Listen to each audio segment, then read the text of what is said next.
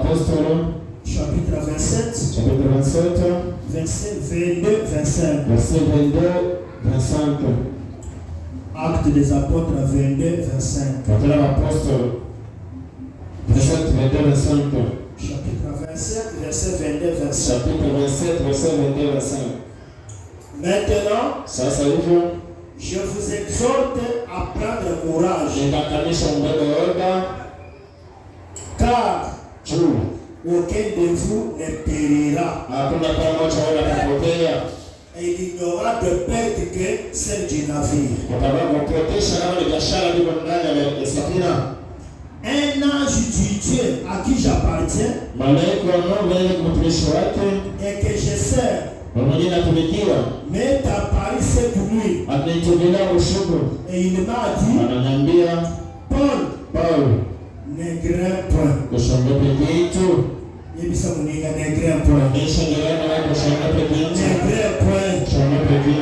Ne crains point. Ok. Il faut que tu comparaisses devant César. Et voici, Dieu t'a donné tous ceux qui naviguent avec toi.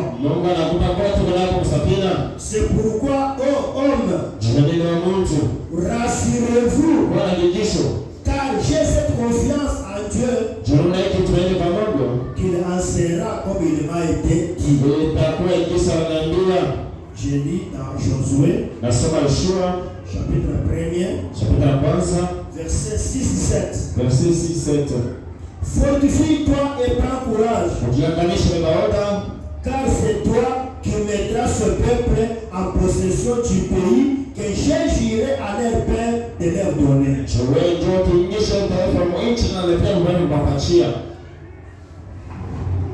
Moi je te dis, prends courage. C'est toi qui vas amener la bénédiction dans ta famille. C'est toi le Moïse de ta famille. C'est toi le Joseph dans ta famille. Tu vas amener la bénédiction dans ta famille. Fortifie-toi seulement et aie bon courage. En agissant fidèlement, selon toute la loi que Moïse, mon serviteur, t'a prescrit. Ne t'en détourne ni à gauche ni à droite, afin de réussir dans tout ce que tu entreprendras. L'épître de Paul aux Éphésiens, aux Hébreux. L'apôtre Paul aux Hébreux, chapitre 12, Hébreux 12, 5-6. Et vous avez oublié l'exhortation qui vous est adressée comme à des fils. Mon fils, ne méprise pas le châtiment du Seigneur. Ne perds pas courage lorsque Dieu te reprend. Parce que le pasteur a dit ça. Parce qu'il a dit ça. Quand Dieu te corrige, ne perds pas le courage. Dieu corrige les gens qu'il aime. Ne perds pas courage quand Dieu te reprend. Car le Seigneur chatouille celui qu'il aime. Et il frappe de la verge tous ceux qui le reconnaissent pour ses fils. Verset 7. Supporter le châtiment, c'est comme des fils que Dieu vous traite. Car quel est le père, quel est le fils qu'un père ne chatouille pas? Un enfant dans la maison de son père, s'il fait quelque chose de mal, son père doit le reprocher. Une véritable maman, un véritable papa, s'il voit son fils s'écarter du chemin, il va tonner, il va le reprocher, il va même le gifler pour le ramener sur la voie. Inclinez vos têtes, je prie. Restez debout. Si tu as un besoin, un désir, levez la main droite. Dieu connaît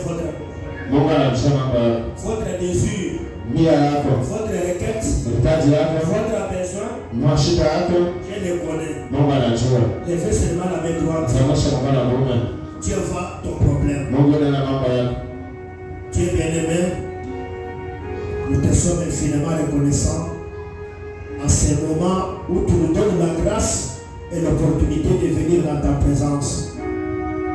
Aujourd'hui, le dimanche, le matin de Pâques, les jours de la résurrection.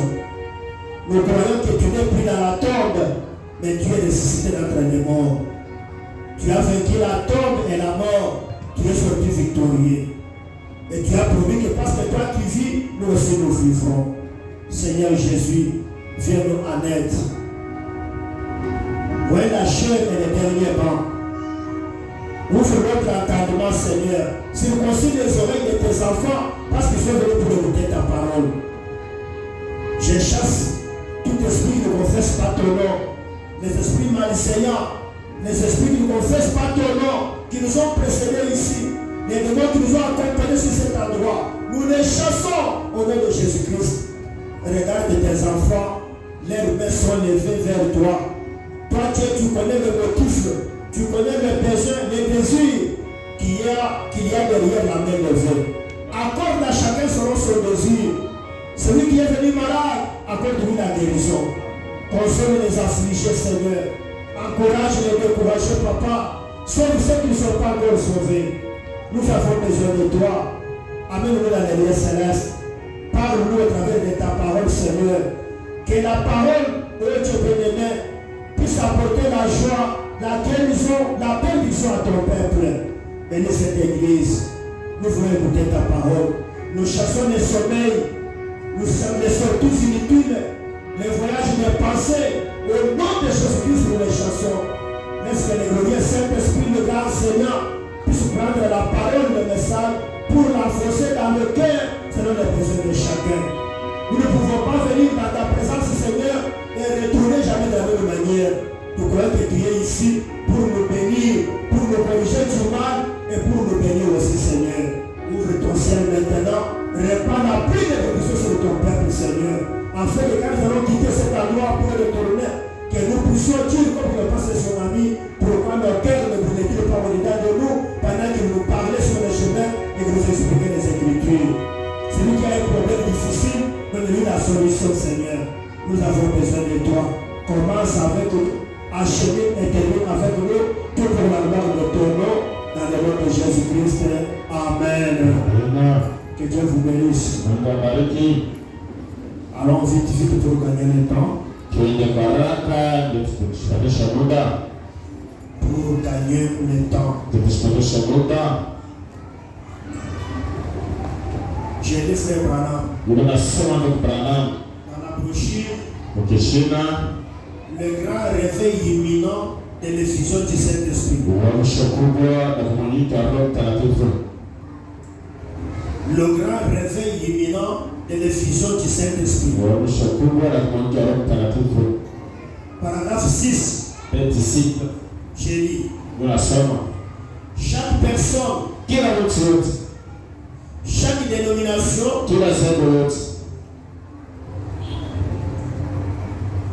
chaque personne doit être dans sa propre église et doit se mettre derrière son pasteur et son programme pour soutenir cela avec tout ce que vous avez. Et c'est pourquoi je m'attelle à la tâche autant que Dieu me le permettra pour essayer de donner à quelqu'un un aperçu autant que je sache le faire. L'aperçu de la venue imminente de notre Seigneur. Seigneur Jésus-Christ. Et c'est pourquoi j'ai choisi d'en parler cet après-midi. C'est un temps très décourageant pour les croyants. Mais un temps de grande joie pour les croyants. Car nous croyons que le temps de la rédemption est proche. Quand il y a des difficultés qui nous arrivent, les gens pensent que Dieu nous a quittés. Ou parfois nous avons commis des péchés. Il y a une autre chose que Dieu lui-même permet que cela nous arrive. Sans qu'il n'y ait même pas un péché. Mais Dieu permet d'autres choses pour nous fortifier. Pour nous donner une position. Il laisse d'autres choses nous arriver. Maintenant, les gens qui ne sont pas affermis dans la foi, quand tu le vois par exemple le pasteur tomber malade, ou un frère mourir, comme l'enfant du pasteur venait de mourir, les gens commencent à se poser des questions. Pourquoi? Pourquoi cela est arrivé?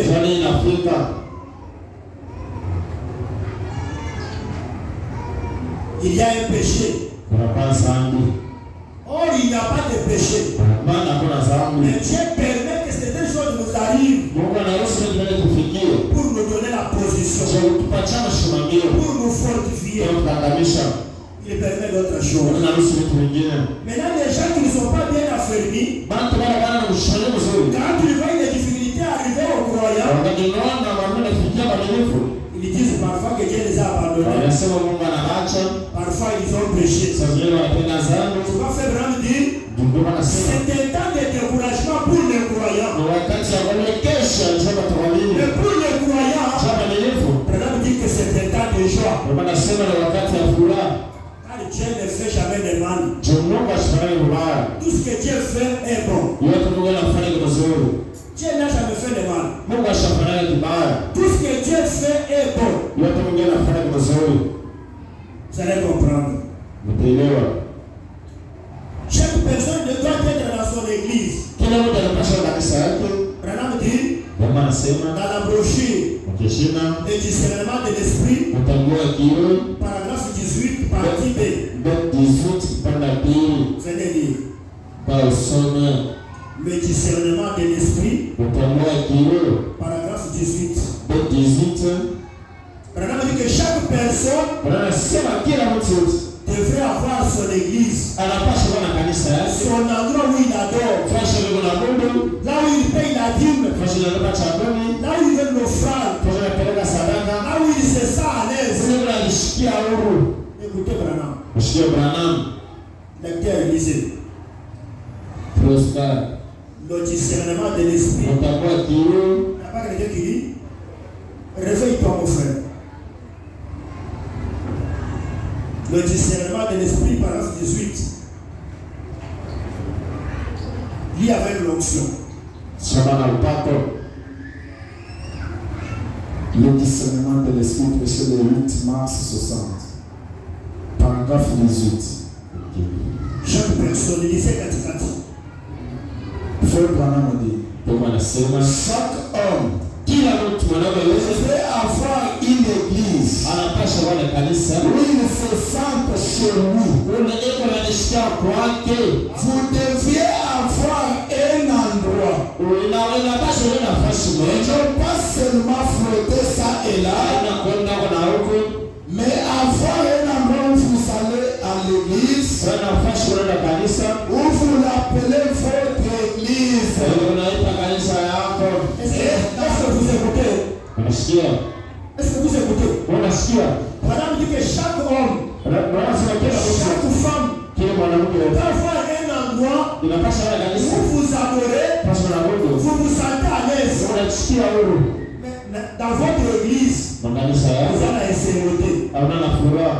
Dans votre église, Kanisa vous allez voir le païen. ukusa mwingine. Mais ce côté de l'église à l'autre. Unaona kanisa bageni On va la dénigrer. utaona kama Dans votre église, makanisa manifestez que vous avez un yandako. onyesha kama mtoto mnyomba Ayez la joie. kwa na furaha. S'il faut chanter, Kuna pasha chantez avec joie. imba na furaha. S'il faut crier, Kuna pasha montrez que je suis chez moi. onyesha ile kwangu. Parce que voilà, les amis basaliao. Watoto Mungu Parce hapa. que voilà, les amis basaliao. Watoto Mungu hapa. Dans votre église, Nyumba yenu vous êtes mawa. unakuwa sawa ndani yako. Mawa. Unakaa baridi. Mais ce n'est pas baba. Kama unaenda kwa bidii Ça là à l'aise. kwa huru. Dans la maison de Dieu, Mnyumba Mungu le païen Zarakate. mwingine ana hapo. Tout le monde ici est bienvenu. Kila mtu hapa anakuja mzuri. Aujourd'hui, Leo même si tu es visiteur, hata kwa mgeni tu vas aussi bénéficier de la bénédiction comme nous. utakuja baraka kisa pamoja na shio. Nanda kuanzana mu païen Zarakate. Mnyumba Bwana angalia mgeni. Toutes les bénédictions que Dieu va te verser aujourd'hui, Baraka tumoka tamama là leo. aussi tu as une part. Na wewe unapata kipande. Tosha mkono uchafu. Ngola loboko na litama. Tosha mkono uchafu. Oza mwana nzambe. Kwa mtoto Mungu. Mwana nzambe ayo kabilo ya nzambe na esego. Kwa Mungu anashika sana Mungu na furaha. Tokomona bana nzambe sego. Hapo tunapaswa kuwa na Mungu. Bana ya satana. Mungu asaka. Alika kalobate. Amepeleka Mungu na Mungu. Ngola kaliko la poli. Msikishi. Afobila. Ngola toka. Ngola ningia. Oso lukani. Ngola tafuta nini? Yokana hivi sayo.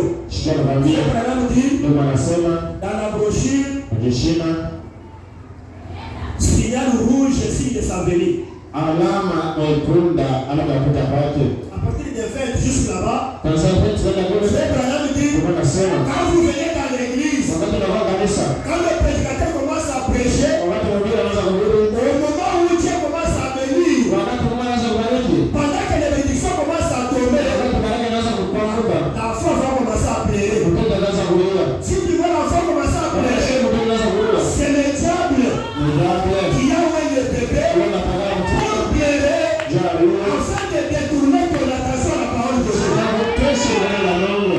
Kazo ebisayo. Nakwambia Quand on prêche la parole, kama na vile neno oyoki masu, ushomakia okay kosuba. unaenda kuuliza unarudi Ukosa kwenda toilette, unaenda kwenda kutaleta ukokenda na toilette, kwenda kutaleta okoni boye, unarudi pesa esili. unaona sasa ile mia yaisha Job na so sakana na yo, ni tena neno kuchezea ukosa ni pambo. njoo ushinde baraka Ukoka masube, utashinda mikono mimi bana poke ni kosuba, unende ile neno kwa wewe pesa wana esili. ngoja mbaya Il y a yako déjà manqué la chose. unapusa kitu Ma mouvement ya communion na église, na bado et kupusa ça n'a kitu bien été. ana mzuri C'est parfois le diable sasa ile jambo qui cherche à te faire manquer la bénédiction. Mungu anasema kusa baraka Cela m'est déjà arrivé moi. ile sio mfika ndani À Kamwesha. kuna kama hizo Le papa, effectivement, a prêché la parole. ndio tunaona ndio Moi, dernièrement, ndio mbiba j'ai sasa senti le sommeil. na shara kushindishi Je me mets debout. na simama Le mbele sommeil me dérange. mshishi na mposo J'ai dit, nasema je me mets debout. tasimama mbele Quand je me suis mis debout, baada ya shamba mbele les sommeils ont disparu. mshindishi na ishi Je sens le besoin d'aller me soulager. unashikia na Mungu kwenda kufanya Quand j'arrive dans la douche comme ça, wakati unaenda msalani les besoins disparaissent. ile shida inaisha Je dis, ah, nasema mais eux qui poussent dans l'église, nasikia comment mpira ils me laissent que je me soumets. juu niende sasa Et nikwambia j'arrive dans la douche, na bila les kurudisha choses allaient se souder. mpira ina C'était le diable bwana jabu qui m'avait fait sortir ile kosa pour ne pas écouter la parole et pour manquer la bénédiction. Moi, je te dis aujourd'hui, soyez attentifs. wewe kama shikio Soyez attentifs. kama C'est shikio aujourd'hui ton jour. wewe shikio hapa C'est aujourd'hui ton jour wewe ni shikio où tu hapa peux gagner la bénédiction. wewe upezo kusa baraka Quelqu'un peut me donner un amen. upezo kupatia neno Tu peux me donner un amen pour ça? kupatia neno Voilà. Chacun doit avoir un endroit où il se sent à l'aise. Sio Bwana mkuu, ndio nasema où vous allez à l'église, wewe nenda kanisa et vous l'appelez votre église, unaita kanisa yako un endroit où vous payez votre dîme, kesho unalipa chakula yako et un endroit où vous aidez à soutenir la cause. kesho uko na shida ile kazi Le prophète dit, na Biblia inasema faites votre choix, ufanye kuchagua mais kwa sababu alors ne coupez jamais la communion. Usipate ushiriki. Afin que cet autre homme pense qu'il n'appartient pas à votre groupe. Na mwingine njoo naye mkundi moja. Unasikia? Nous, Sio. dans le message de Branham, nous n'avons pas de barrière. Hakuna mipaka. Seulement ceux qui disent que Branham est Dieu. Pana bali wanasema ni Branham ndio Mungu. Bali na Mungu Branham. Mais les autres ici sont nos frères. Même si nous croyons que Jésus est déjà venu. Nous croyons que Jésus n'est pas encore venu. Nous sommes tous des frères. Ils croient que les ténèbres sont révélés. Vous croyez que les ténèbres ne sont pas encore révélés. Ils sont des frères. Ah, c'est pas possible au Canada. Le prédicateur m'écoute. Frère Branham me dit, n'écoutez pas la communion. En fait, l'autre frère, parce qu'il n'est pas d'ici. Brisez les barrières. Il y a la communion.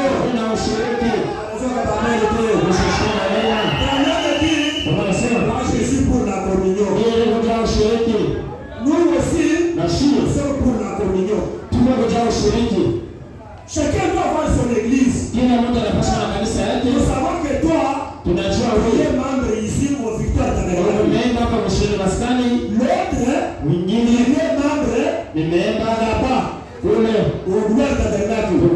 Quand vous vous rencontrez, ça vous est fou. Vous êtes tous les enfants de Dieu. Ça vous est fou. Alléluia. Vous savez que moi je suis membre ici. Lui il est membre là-bas. Mais nous tous, nous mangeons la nourriture. Et le message du temps de la foi.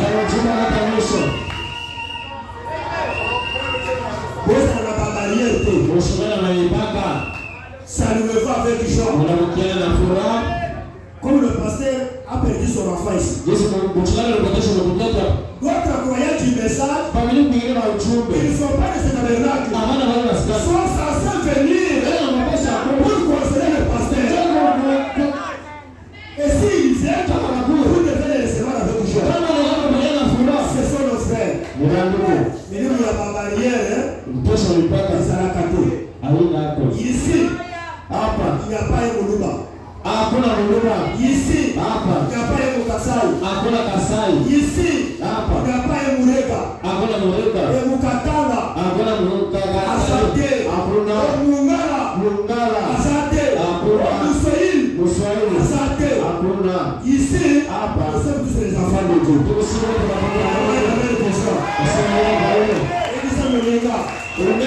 Hapa Muluba Asante. Yebisa Muninga. Hapa Mukasai Asante. Yebisa Muninga. Muleka Asante. Mulibakata Asante. Mukoma Asante. Yebisa Muninga. Awa Mutetela Asante. Awa Mukoma Asante. Awa Musaide Asante.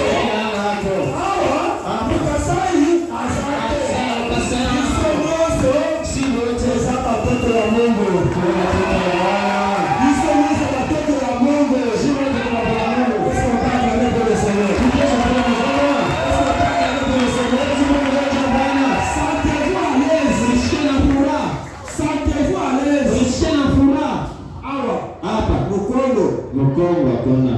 Hapa. Kutetela hakuna. Hapa. Muswahili hakuna. Oye za eglise ya Maluba te. Aina kanisa ya Maluba. Oye za eglise ya Nzambe. Kanisa ya Mungu. Ebisa mulenge soka. Unaonesha unasikia. Ebisa mulenge soka. Unaonesha unasikia. Ebisa mulenge soka. Unaonesha unasikia. C'est l'église de Jésus. Kanisa ya Yesu. Azonga ba mele te. Usishie Mungu. C'est yo za Mukasai. Ndio yo Kasai. C'est yo za Mureka. Yo za Mutetela. Yo za Mukongo. Awa Mutetela Asante. Awa Muluba Asante. Mureka Asante. Muswahili Asante. Mukongo Asante. Musonyo soba na Nzambe. Pour le Seigneur.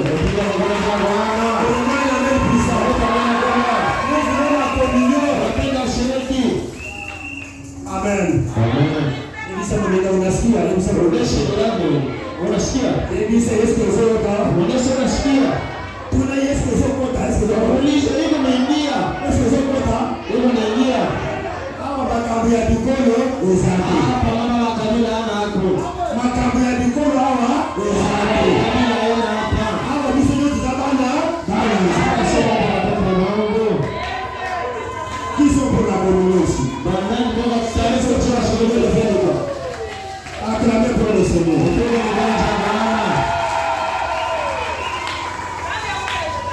Vous devez avoir une église où vous payez la dîme.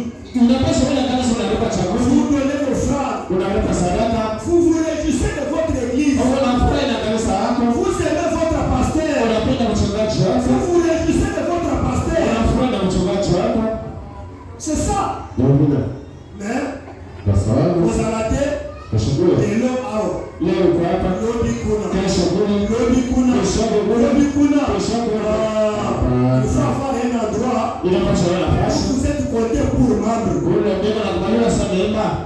Mais vous devez communier avec tout le monde. Mnapaswa ushirika pamoja na watu wote. C'est ça le message de Branham. Njoo ujumbe wa Branham.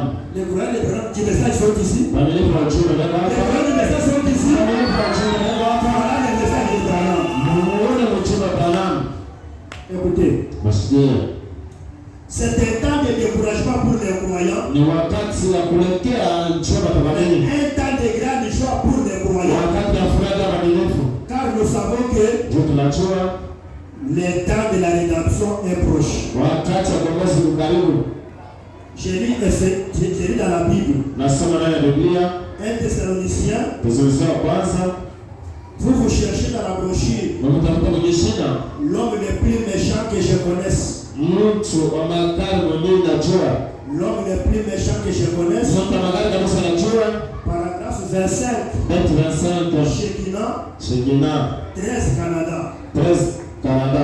Moi j'ai lu 1 Thessaloniciens. Ninasoma Tezonisia wa kwanza. Chapitre 4. Chapitre 4. Verset 13. Verset 13.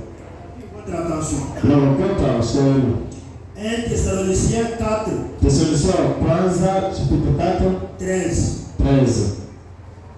Nous ne voulons pas, frères, que vous soyez dans l'ignorance. Nous ne voulons pas, frères, que vous soyez dans l'ignorance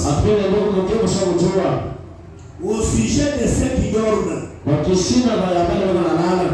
afin que vous ne vous affligiez pas comme les autres qui n'ont pas d'espérance. Car si nous croyons que Jésus est mort et qu'il est ressuscité, croyons aussi que Dieu ramènera par Jésus et avec lui ceux qui sont morts. Voici en effet ce que nous vous déclarons d'après la parole du Seigneur. Nous les vivants, restez pour l'avènement du Seigneur. Nous ne déplacerons pas ceux qui sont morts. Car le Seigneur lui-même a un signal donné à la voix d'un archange et au son de la trompette de Dieu. Il descendra du ciel et les morts en Christ ressusciteront premièrement. Ensuite, nous les vivants qui serons restés, nous serons tous ensemble enlevés avec un signe de nuée à la rencontre du Seigneur dans les airs. Quand Jésus vient dans sa seconde venue, ses pieds ne touchera pas la terre, mais il se tiendra dans les airs. Et nous serons enlevés avec le baptême du Saint-Esprit. Nous serons emportés et nous irons à sa rencontre dans les airs. Et il nous prendra dans les airs pour nous ramener dans la gloire. C'est pourquoi il faut chercher le Saint-Esprit. Parce que le Saint-Esprit, c'est le ticket du voyage. Le Saint-Esprit, c'est le billet du voyage. Sans le Saint-Esprit, vous ne serez jamais enlevé. C'est le Saint-Esprit qui va nous enlever jusque dans les airs. yake. Ainsi, Hivyo nous serons avec le Seigneur. tutakuwa na Bwana. Consolez-vous donc Mjifariji les uns par les autres. pamoja na mwingine. Consolez-vous les uns donc les autres Mjifariji pamoja na mwingine par ces paroles. kupitia misemo. Les morts en Christ Basi Mkristo ressusciteront. watafufuka kwanza. Nous les vivants Si lazima nous serons transformés tutabadilika en un clin d'œil. na kufunga Et hicho nous tous ensemble, basi wote nous pamoja serons enlevés. tutaliwa Qu'est-ce qui va nous enlever? ili tatuliwa C'est le baptême du Saint-Esprit. kubatizwa mtakatifu. Si vous ne l'avez pas, Kama una nayo vous n'irez pas dans l'enlèvement. au tena ubebeo L'enlèvement, bebeo c'est quand vous avez l'Esprit de Dieu en vous. wakati unaona Mungu ndani yako C'est l'Esprit de Dieu en vous ni ulia qui Mungu va ndani vous enlever dans les yeux. itamubeba upepo À la rencontre du Seigneur. utakishana na Bwana. Lisez. Soma L'homme le plus méchant que je connaisse. mtamakari nguvu na jua. Verset le 27 janvier 62. Paragraphe 25. Le prophète dit, peut-être Tazingine que Jésus a dit, Yesu anasema bon, pour revenir à l'original, njoo kurudia kuanza, Dieu doit encore parler. Mungu atasema tena. C'est ce qu'il fait quand il vous donne la nouvelle naissance. Ndio unapenda kupatisha kuzaliwa mpya. Votre ancienne vie disparaît. Maisha ya zamani tapotea. Et vous revenez à la parole originale du Seigneur. Unarudia kwa neno la Mungu ya kweli. Si ce n'est pas le cas, Kama ina vile vous êtes un hybride dans les églises. Le prophète dit, dans le dominationnel, mais quand Dieu proclame sa paix, et le Saint-Esprit, alors, vous revenez dans la famille originale de Dieu. Le prophète dit, vous n'avez donc plus à être dorloté. Vous êtes un chrétien solide qui peut supporter les choses, qui peut supporter les épreuves. Le prophète dit, vous irez même à la croix. S'il s'agit de partir dans la fournaise ardente, vous allez partir. Même à la fosse au lion, vous allez partir. Écoutez. Ce que l'homme dit, un chrétien doit supporter les épreuves. Alors tu m'amènes où? Un chrétien doit être un homme solide pour supporter les épreuves. Si Dieu te fait passer par les épreuves, il y a une bénédiction qui vous attend. Supporter les épreuves. Après les épreuves, il y a une bénédiction. Dieu, avant de nous élever, il nous fait passer par les épreuves. Regardez les élèves. Ils sont en 6e. D'ici peu, ils vont faire les examens de la fac. Les examens sont des tests pour voir est-ce que l'élève a compris la matière. Quand vous passez l'examen et que vous réussissez, vous montez de classe. Tu ne peux pas monter des étapes si tu n'as pas passé par les épreuves. Pour que ça va tomber là, Dieu permettra. Parfois on a la zala. Parfois on a le bilamba. On a le locataire. Toutes ces épreuves-là, Dieu est en train de vous former. Dieu est en train de vous fortifier. Après les épreuves, vous montez les étapes. Les gens ne comprennent pas. Un élève, pour monter des classes, il fait des tests. On dit que les tests, ce sont des épreuves que Dieu nous fait passer afin de nous faire monter des classes. Nous avons une élévation. Ça va vous ne supportez pas les épreuves. Non.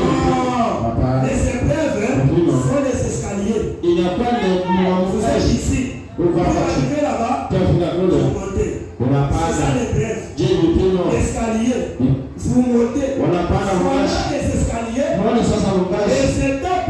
Que nous devons monter. Pour quitter en bas et monter en haut, vous devez passer par les épreuves. C'est qu'après les épreuves, il y a l'élévation. Après les épreuves, il y a quelque chose que Dieu prépare.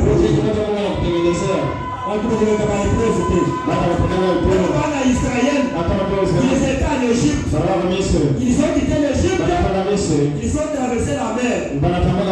Ils ont été baptisés. Arrivés dans le désert, c'était le test.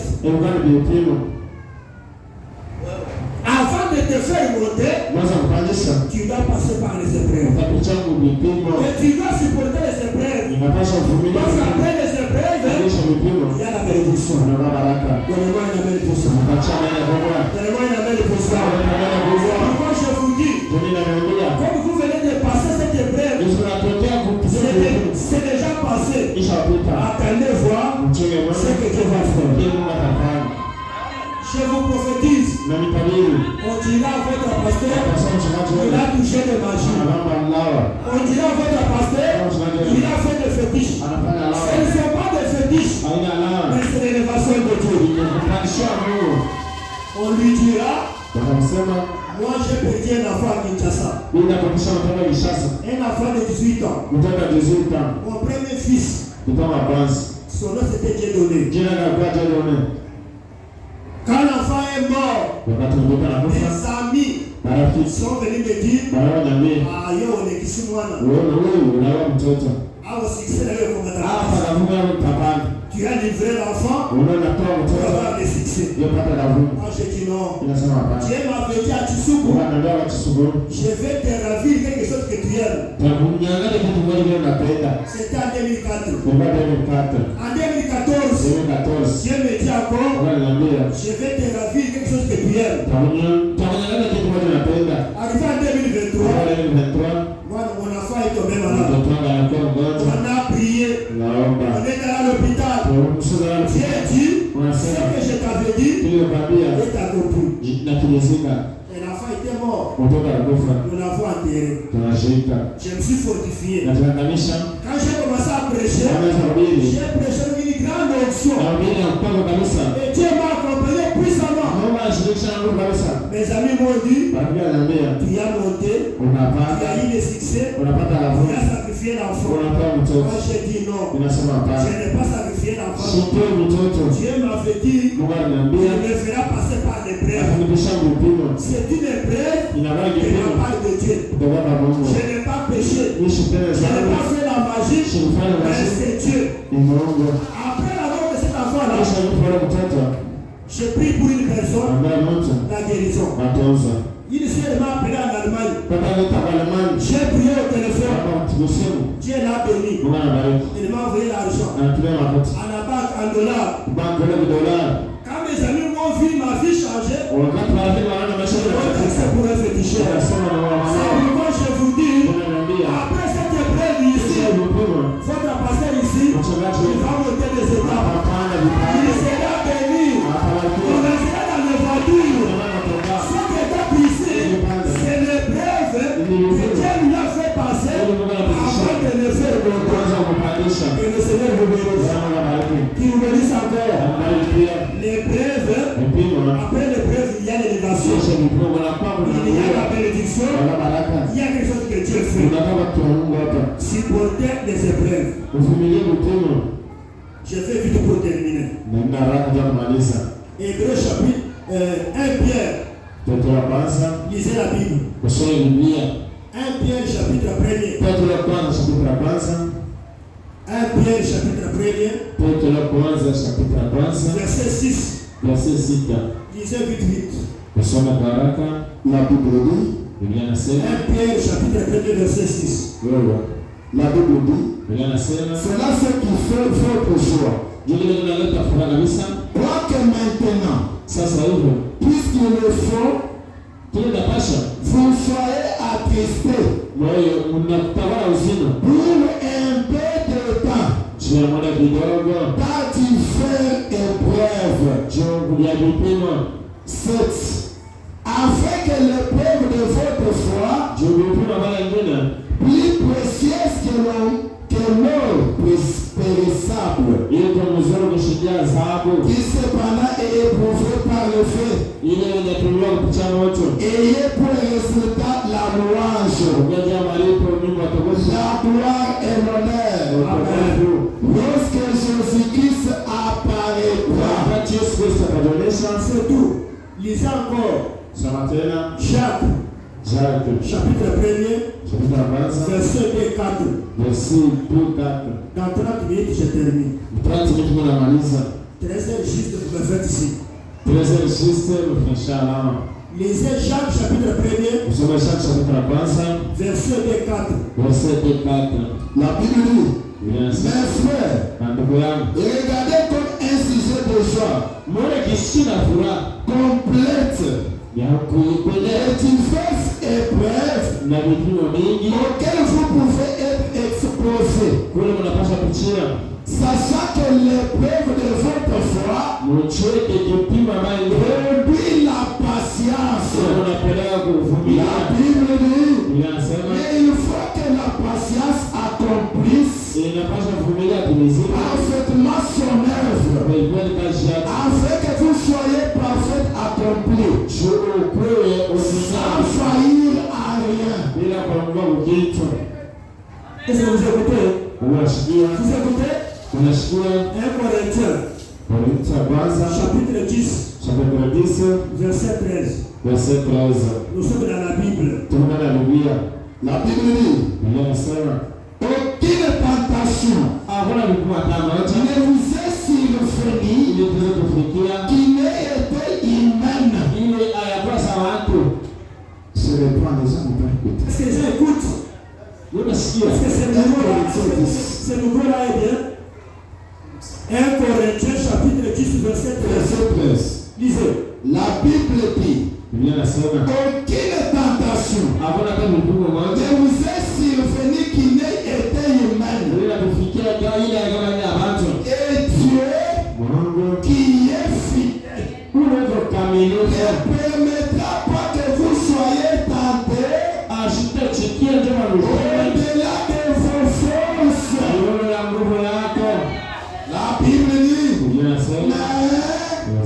avec la tentation, il préparera aussi les moyens d'en sortir, afin que vous puissiez la supporter. Aucune tentation qui vous est arrivée, qui n'a jamais été arrivée à notre personne. Tout ce qui nous arrive ici, c'est déjà arrivé aux autres personnes. Et ça fait que le pasteur Dieu le dit. Aucune tentation qui vous est arrivée, qui n'est pas humaine.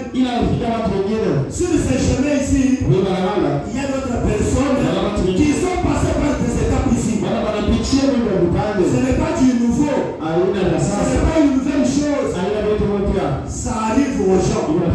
Ce sont les choses qui arrivent. Si ça vous arrive, Dieu vous aidera à supporter cela. Est-ce que peut dire l'amène à cela? Il peut dire l'amène à cela. Aucune tentation qui vous est arrivée qui n'est pas humaine. Achuruma odi kakwene chiteta chichikukwata chichikukuchwewa chikagere chikwata muntu yose isabu wakweyemenyibwa tena witabusha tena wanyisha wasewewa utachibwa nichiteta chichikutanga mukole ikayiteta makulokuti sabula kuteshicheyemelo sabula kuteshichewa kweyemelo anasema mbele kwa wakulejima etuwevu tu kejengu venusi tout ce qui nous arrive c'est humain. Lui n'est pas le premier. Moi ça m'est arrivé. Notre pasteur ça m'est arrivé. Sur le chemin chrétien, il y a ces choses. Quand ça vient, je dois nous aider à les soutenir. Comme il a aidé le pasteur, comme il m'a aidé, il va aider notre personne.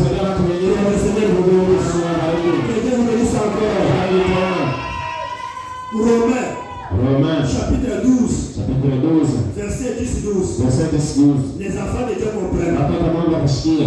Aujourd'hui, nous parlons aux adultes.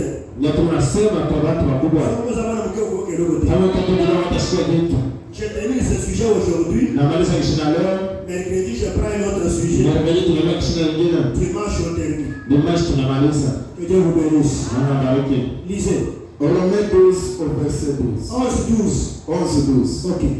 La Bible dit. Et disait et non de la paresse. Soyez fervents d'esprit. Servez le Seigneur. Et jugez-vous en espérance. Soyez patients dans l'affliction. Et persévérez dans la prière. Soyez patients dans l'affliction. Interprète bien, moi je ne comprends pas le Seigneur. C'est-à-dire supporter l'épreuve. Il y a des gens, quand une maladie vient, ou un petit problème, je vais aller féticher. Je vais chercher la magie. Je vais aller demander pourquoi mon enfant est mort. Toi, un chrétien, allez consulter les magiciens. Et les bienfaits. C'est l'idolâtrie. Ceux qui malades y est, ceux qui problème y est, et ça vous peut économiser. Ça va passer. Soyez patients. Supportez ce qui arrive. Parfois ce n'est pas le diable, c'est Dieu qui a permis cela pour faire la personne de l'épreuve.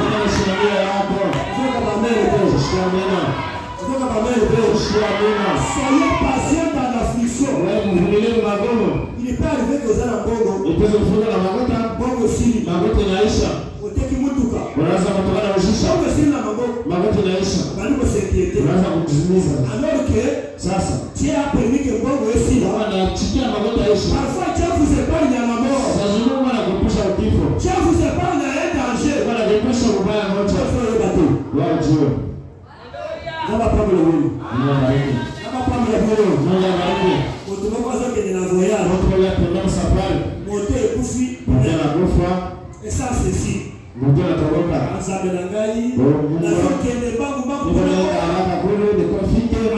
qu'on attendait pour les tuer. Les bandits étaient sur le chemin. Attendant pour les fusiller. Maintenant Dieu, pour lui épargner, il a permis que le Bénin fasse la grève. Pour épargner la vie des gens. Autre chose qui nous arrive, c'est Dieu qui le permet, parfois pour notre bien. Je vais aller vite pour terminer. Dieu permet certaines choses. Lisez dans la brochure. Sur ta parole. Sur ta parole, Seigneur. Paragraphe 18. Des 48, je crois que. Sur ta parole, des 48, je crois avoir oublié. Des 48. Ok, paragraphe 18. Sur ta parole, Seigneur, des 48, paragraphe 18. Le prophète dit. Écoutez attentivement. Alors quand il est sorti là, sur le flanc de la montagne, n'est-ce pas là quelque chose? Je crois que l'apôtre a dit que nos épreuves sont plus précieuses que l'or pour nous. L'apôtre dit quoi? L'apôtre a dit que nos épreuves sont plus précieuses que l'or pour nous. Les épreuves sont plus précieuses que de l'or. Lisez. Pensez-y. Peut-être que Dieu vous a laissé tomber malade. Afin que vous êtes un témoignage. Dieu peut permettre que tu tombes malade. Et après il te guérit.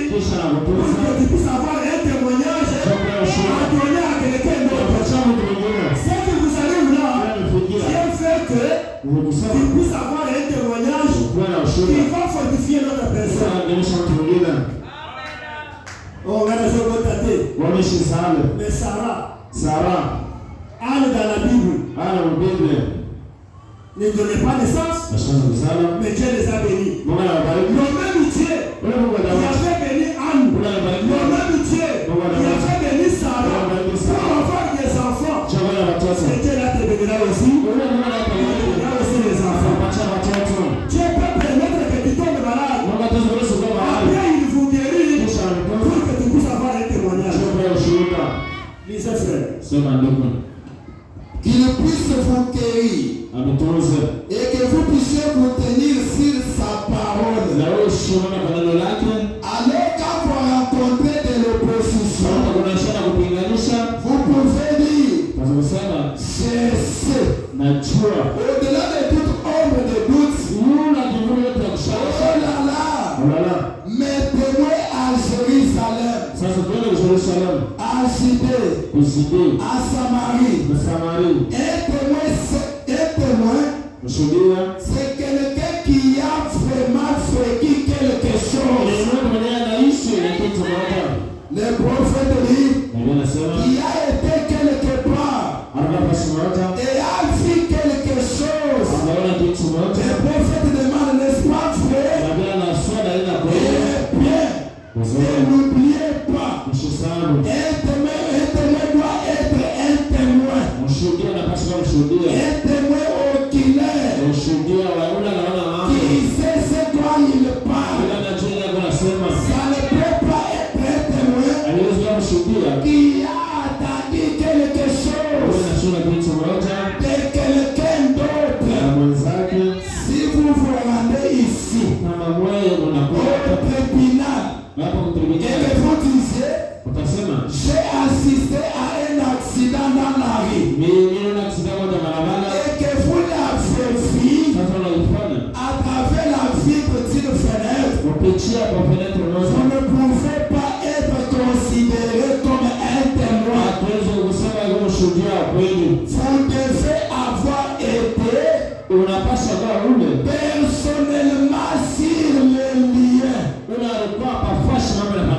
Vous ne pouvez pas avoir une vision double des choses. Vous devez être un témoin parfait. Le prophète dit bien, n'est-ce pas là donc une matière à réflexion? C'est vous qui êtes assises là. C'est tout. Un témoin, celui qui a vu, celui qui a entendu. Mais quand tu n'as pas vu, tu es un faux témoin. Dieu fait que tu sois un véritable témoin. Dieu fait que tu puisses avoir un bon témoignage à donner aux autres personnes. Voilà pourquoi il permet que les choses nous arrivent. Cherchez la brochure. Dieu confirma sa parole. Prêchez le 26 avril 65. Dieu confirma sa parole. Prêchez le 26 avril 65. Pendant qu'on cherche cela, moi je vous lis ici les mémoriaux de Dieu éprouvés au fil du temps. Les mémoriaux de Dieu éprouvés au fil du temps. Paragraphe 111. Vous aimez William Branham. Vous aimez les prophètes. Vous aimez les prophètes. Écoutez ce qu'il dit. C'est de cette manière que Dieu agit avec son église. Il vous fait passer d'épreuve en épreuve, de test en test, d'épreuve en épreuve, de test en test, jusqu'à ce que la vie de Christ se reflète dans votre vie. Jusqu'à ce que vous deveniez paisible, vous deveniez sobre, vous deveniez doux, gentil, humble, prompt, soumis, disposé, détournant vos regards des choses du monde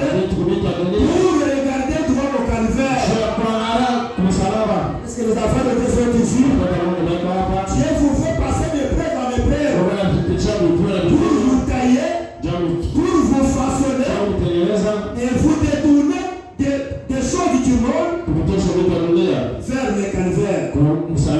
C'est ce que Dieu permet. Dieu confirme sa parole. Paragraphe 88 de 91. Prêché le 26 avril 65. 26 avril 1965. Ici. Vous n'êtes pas encore arrivé. Dieu confirma sa parole prêchée le 26 avril 65. Paragraphe 88 91. Ah, vous n'avez pas cherché? Ok.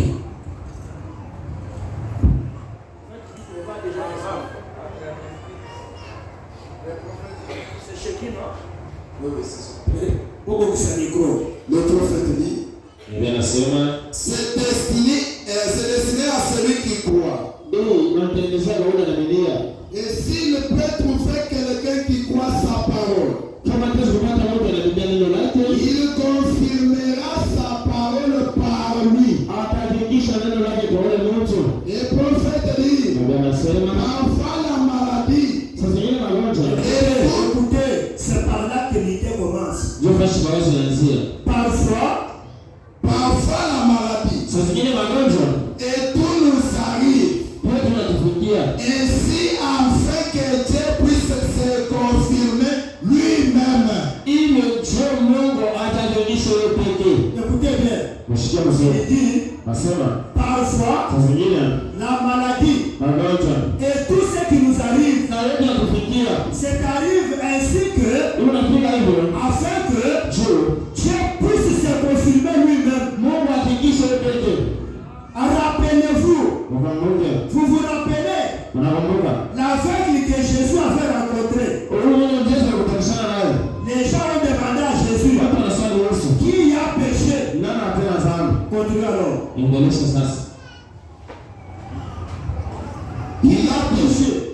Il a dit, dans ce cas-ci, aucun, mais c'est afin que les œuvres de Dieu soient manifestées.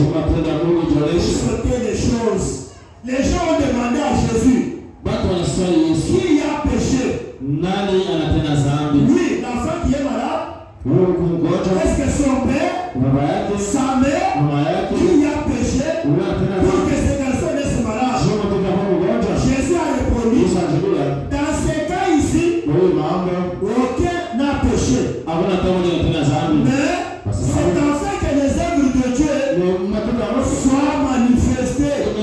Dieu a permis que cet enfant naisse malade, qu'il soit aveugle, qu'il soit muet, afin que Jésus prie pour lui et qu'il soit guéri pour que la gloire de Dieu soit manifestée. Dieu peut laisser une chose venir.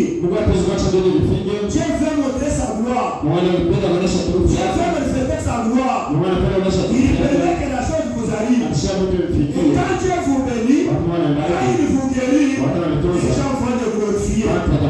Cette maladie-là, ce n'est pas venu parce que tu as péché. Cette mort-là, ce n'est pas parce que tu as péché. Mais c'est Dieu qui a permis cela. Afin que sa gloire puisse être manifestée. Il faut dire amen à cela. Vous pouvez donner un amen. Vous voyez, c'est arrivé au garçon pour que Jésus soit glorifié. Des fois, la maladie n'est pas une malédiction. C'est une bénédiction pour que nous puissions attacher notre foi là-bas et appeler les choses qui ne sont pas comme si elles étaient. Dieu l'a dit et il confirmera la chose. Si seulement vous ne vous faiblissez pas sous les tests, Dieu permet l'épreuve, Dieu permet les tests pour que sa gloire soit manifestée. Une fois il a dit, il a pu confirmer que Job ne le maudirait pas en face. Et regardez l'épreuve que Job a traversée. Mais il était entre les griffes même de la mort. L'Éternel a donné, l'Éternel a repris. Béni soit le nom de l'Éternel. Que Dieu vous bénisse. Que Dieu bénisse encore. Que Dieu bénisse encore. Ce qui est arrivé à Job, ce n'était pas que parce que Job avait péché. C'était une épreuve. C'était Dieu qui avait fait passer Job par cette épreuve-là pour montrer aux gens que j'ai sur la terre des gens qui me croient, qui restent fidèles à moi, même dans l'état des épreuves. Acclamez pour le Seigneur. Acclamez pour le Seigneur. Je vais aller vite pour terminer. J'ai entendu, maintenant je vois. Paragraphe 76. J'ai entendu, maintenant je vois. Paragraphe 76. Si tu es prêt, tu peux lire. J'ai entendu, maintenant je vois. Paragraphe 76. Le prophète dit, Job savait qu'il était juste. Alors qu'il était dans les Écritures. Et ces hommes sont venus le voir. Les membres de son église. Tous ceux qui avaient eu du bruit à ses yeux. S'étaient tournés contre lui. Et cherchaient à l'accuser d'avoir péché à secret. Écoutez, ces membres de l'église, les gens qui lui étaient chers, les gens qui le respectaient, les gens qui l'aimaient, quand les souffrances sont venues à Job, ces gens se sont tournés contre lui. Dieu peut permettre même ta famille, même tes frères, peuvent se détourner contre toi. Amen. Les gens qui étaient chers à Job, les membres de son église, se sont tournés contre lui. Ils ont essayé de l'accuser. Il a péché en secret. Il a péché dans le secret.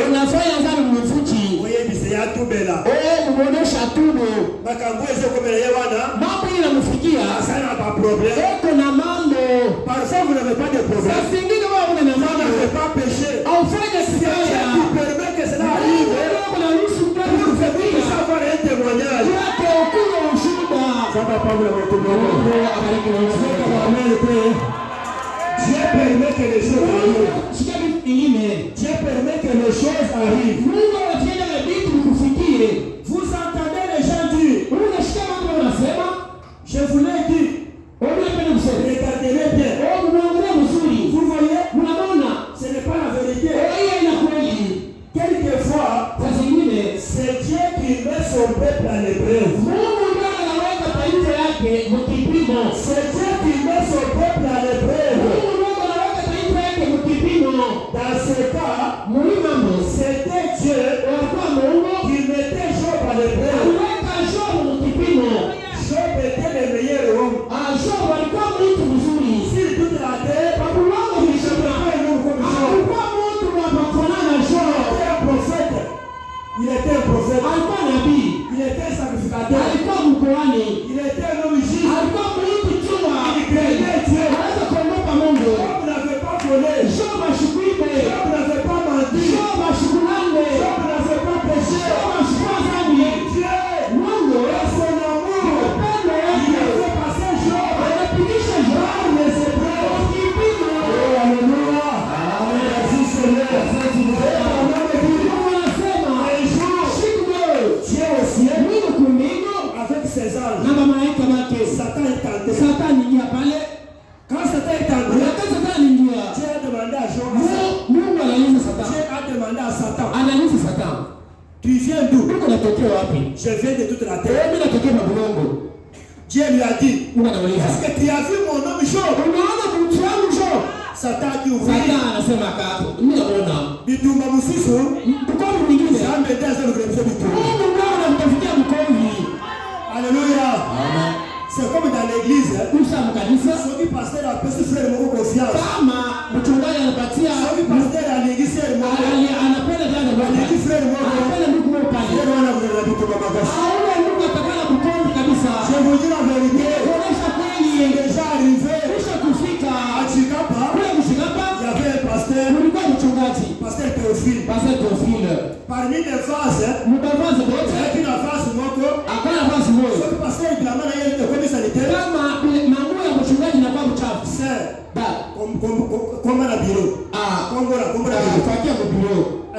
sana.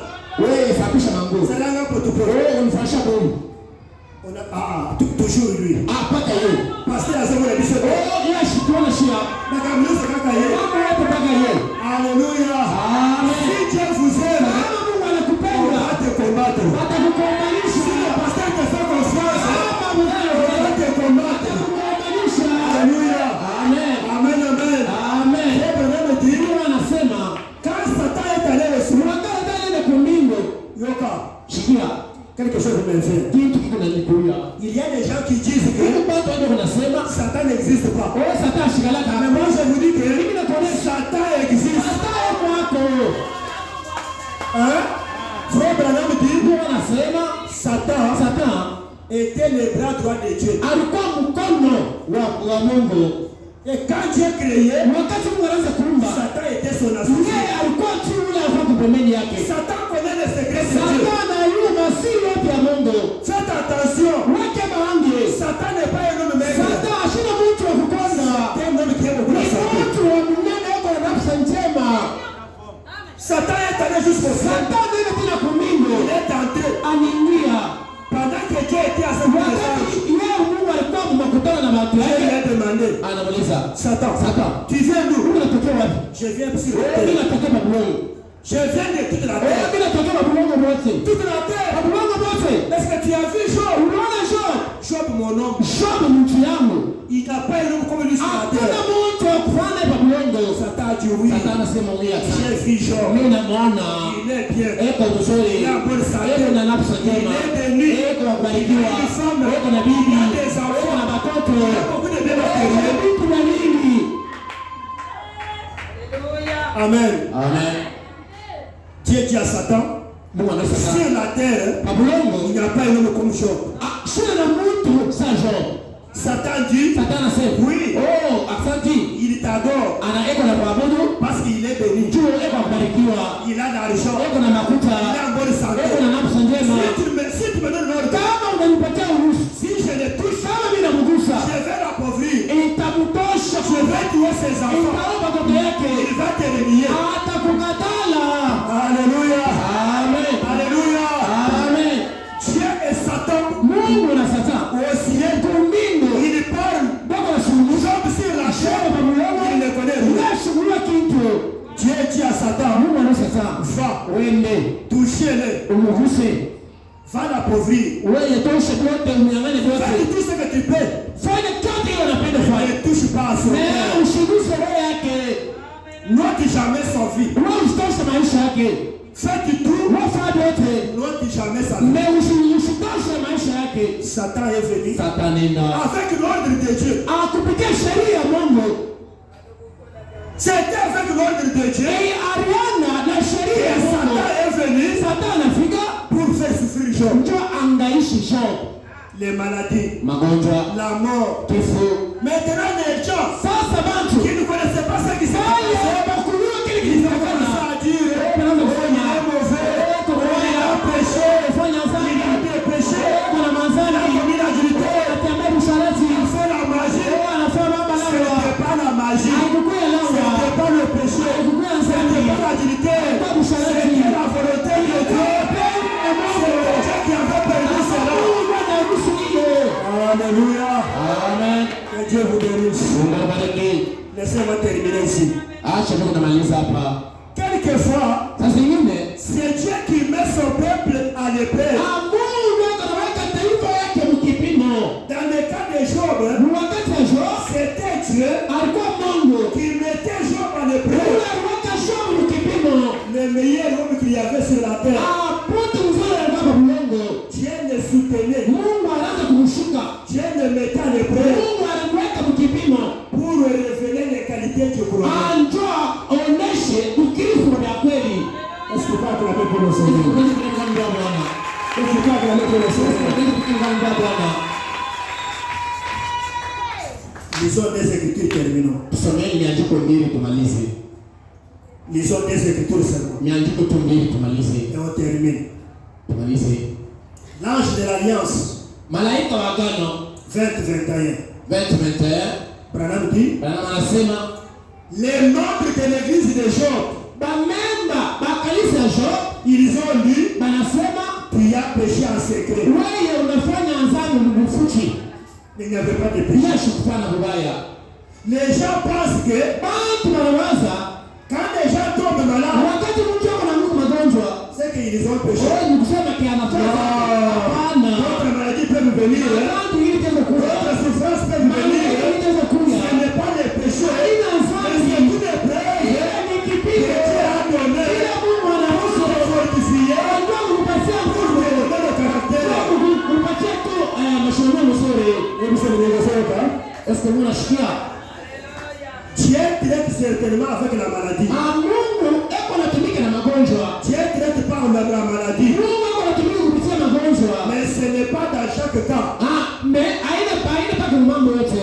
Dans ce cas ici, Mwili mambo il corrigeait. eko anatengeneza. Ou il ne corrigeait pas. Au ashita kutengeneza.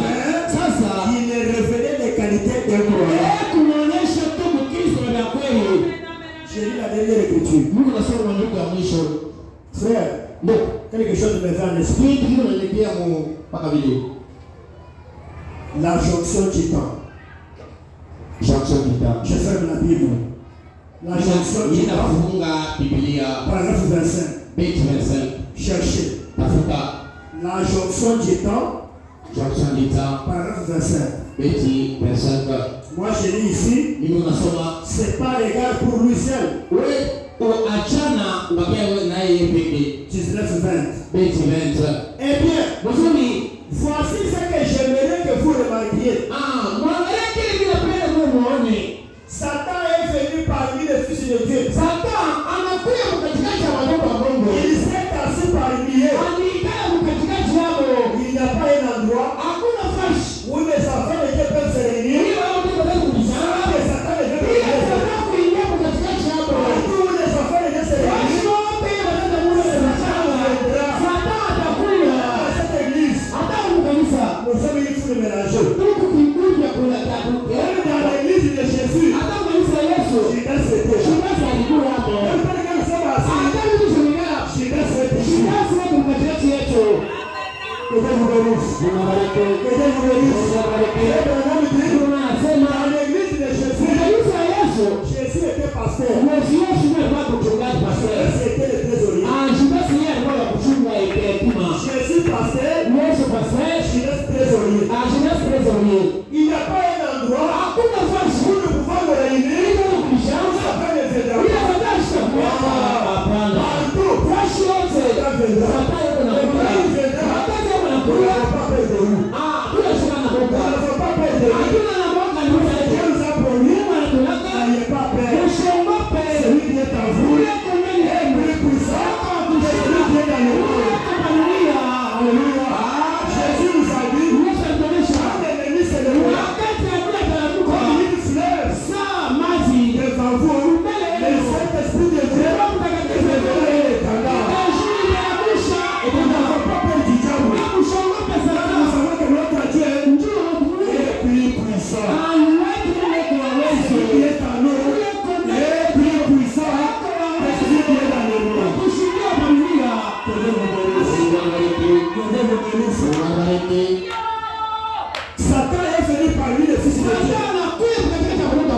Il peut venir ici pour amener les brebis, encourager les gens. Vous voyez, le message était sorti, la prophétie a venu, l'enfant ne mourra pas, l'enfant est mort. C'est le diable, c'est Satan, pour décourager les enfants de Dieu. Pour décourager les enfants de Dieu. Que Dieu vous bénisse. La mort, c'est la parole posée. L'Éternel a donné, l'Éternel a repris, et selon sa loi. Que Dieu vous bénisse. Il a dit, il s'est mis à parler. Et Dieu s'est mis à lui parler. Il a demandé à Satan, as-tu considéré mon serviteur Job? Un homme intègre. Il y a personne comme lui sur la terre. Satan a répondu, oui. Il a béni. Il a la femme. Il a les enfants. Il lui a donné tout. Si tu m'autorises,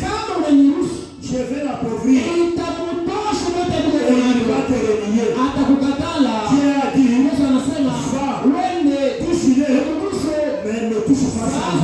C'est pourquoi Satan est venu. Il a fait souffrir Job. Et la Bible dit, après cette épreuve-là, Job a été béni au centuple. Dieu lui a remis tout ce qu'il avait perdu. Même ses enfants ont été sauvés. Quand Job est allé, il a laissé ses enfants. Après l'épreuve, il y a la bénédiction. Après l'épreuve, il y a l'élévation. Après la difficulté, il y a quelque chose que Dieu veut faire. Dieu peut permettre cela. Et tu peux avoir un témoignage. Il va aider les autres. Désolé, vous venez. On lit la dernière écriture.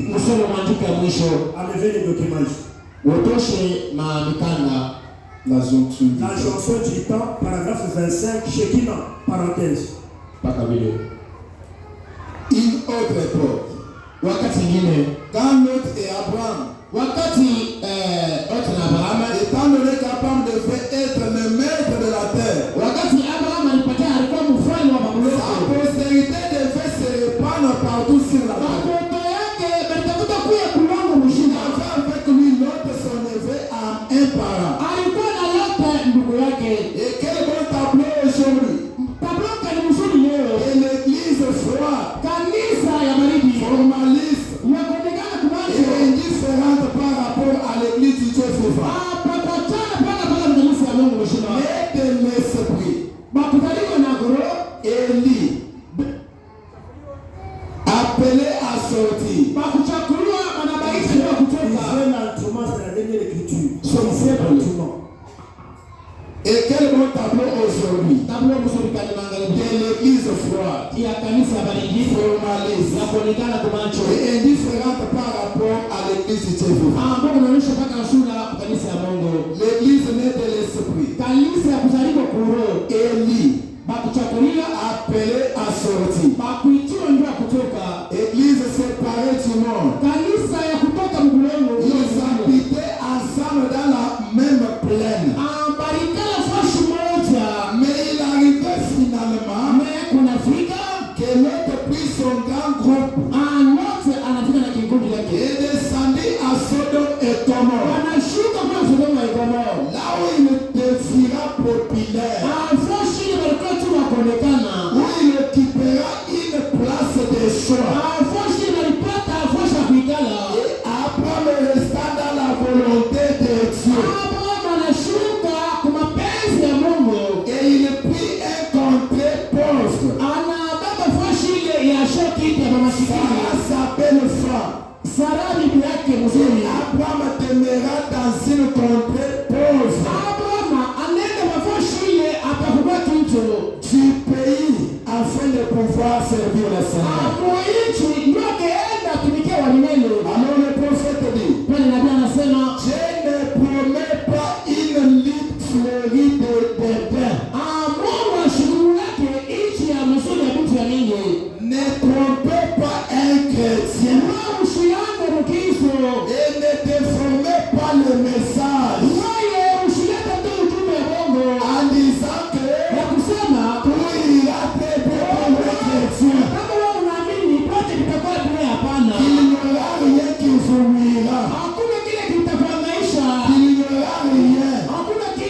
Il n'y aura pas de preuve. Ni rien.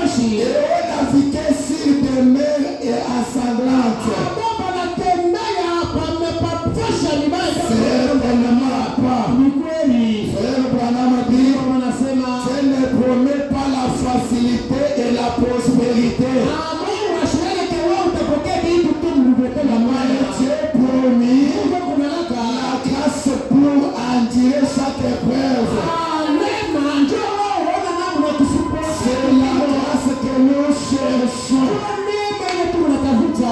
Yesu upate amepole sembele katika jina la Bwana. Yesu upate amepole sembele katika jina la Bwana. Pastor mbele mwenzene. Mchungaji huyu. Pastor mbele. Ndio inatema ba. Lisons tumemishi. Usome pale. Qui va le sommer? Dieu ne permet pas un lit fleuri. Mungu asitakuacha pakitanda kizuri tu. Dieu ne promet pas un lit fleuri. Mungu asitakuacha tu maisha tu ya kuzuri. Dieu ne promet pas que nous serons assis sur les mousses, sur les livards.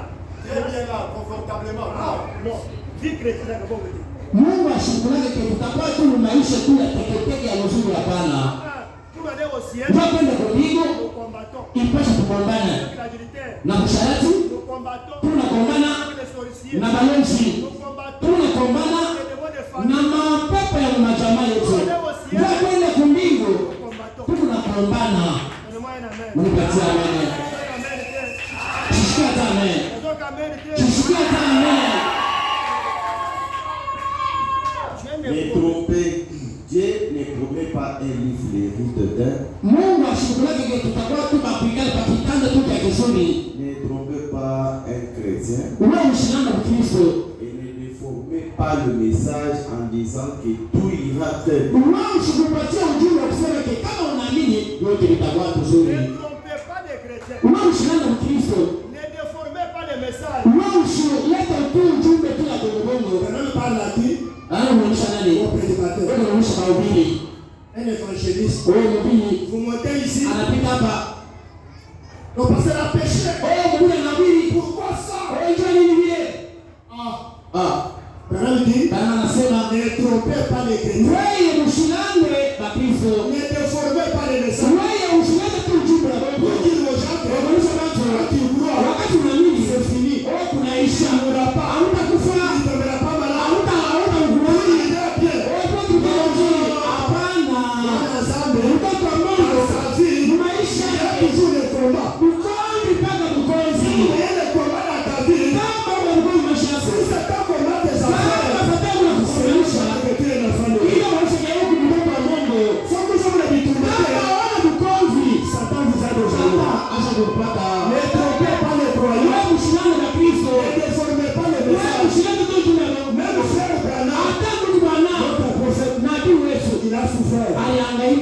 Il a prêché avec la Bible déchirée. Il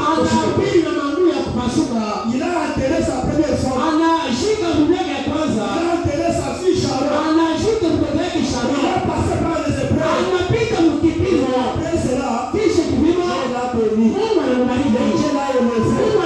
Aujourd'hui, tout dans le monde, on fait le faire de la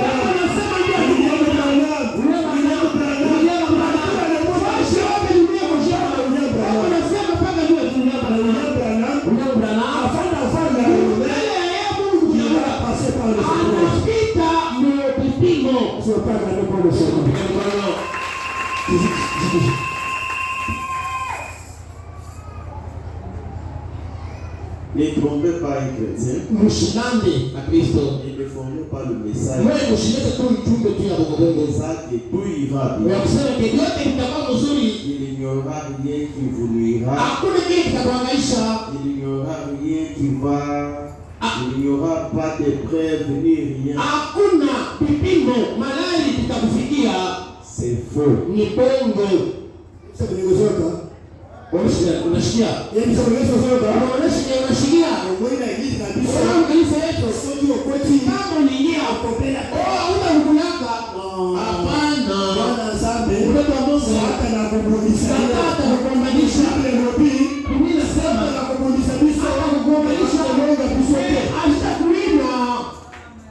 comme l'a dit un poète. Saa wa kuandika alisema dois-je être transporté au ciel sur un lit fleuri?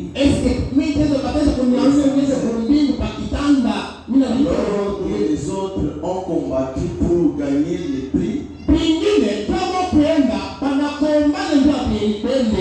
ont navigué sur des mers ensanglanté. Bana tembea pamaji pabilima boko na telezeka. Certainement pas.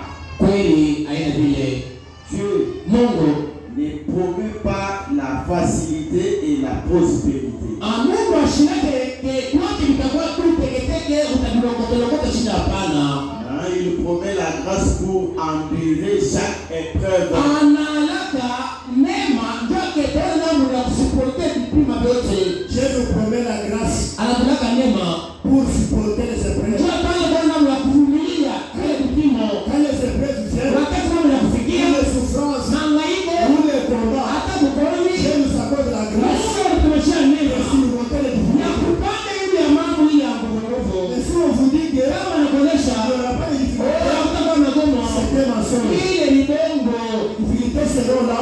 Magumu itakuya. Vous avez la grâce de Dieu. Mungu na neema Mungu ya kuona tu ile ya magumu ile. Unipatie amen. C'est la grâce que nous recherchons. Neema ndio ile tunatafuta. C'est que nous cherchons ce droit. Tunatafuta nini? C'est la grâce de Dieu. Neema ya Mungu. Que Dieu nous accorde la grâce. Mungu anapata Que neema. Dieu nous accorde la victoire. Anapata ushindi. Que Dieu nous donne la maître. Mungu anapata ushindi. Que Dieu nous accorde la victoire. Mungu anapata ushindi. Et la grâce Neema. pour surmonter les difficultés. Na kupala ile magumu. Premièrement, Kusimama. nous sommes là. Aweza walifurahi. Le bonheur Vizuri. et la grâce Na neema. m'accompagneront Unanishindikiza. tous les jours de ma vie. Maisha yangu yote. Le bonheur Vizuri. et la grâce Neema. m'accompagneront Unanishindikiza. tous les jours de ma Maisha vie. yangu yote. Le bonheur, Vizuri. répétez le bonheur, Unasema wewe le vizuri. bonheur Vizuri. et la grâce Neema. m'accompagneront Unanishindikiza. tous les jours de ma Maisha vie. yangu yote. Nous avons besoin de la grâce de Dieu Mungu lazima na neema pour Mungu. surmonter les difficultés. Unapopale ile magumu. Dieu est dans le temps. Mungu yuko katikati yetu. Si nous tombons malades, Kama unakufa malali, il nous guérit. yeye anakutunza. Si vous glissez, Kama unateseka, anakunamusha. si le diable Satan fait te combattre, Kama wewe kukumanisha, Dieu est là Mungu yuko hapo. pour prendre ta place. Kwa nafasi yako. Les épreuves Makono sont les tests ni vipimo. que Dieu nous fait passer Ile Mungu anatupitisha. pour monter les étapes. Kwa namna ya kupanda. Si les difficultés venaient, Kama mambo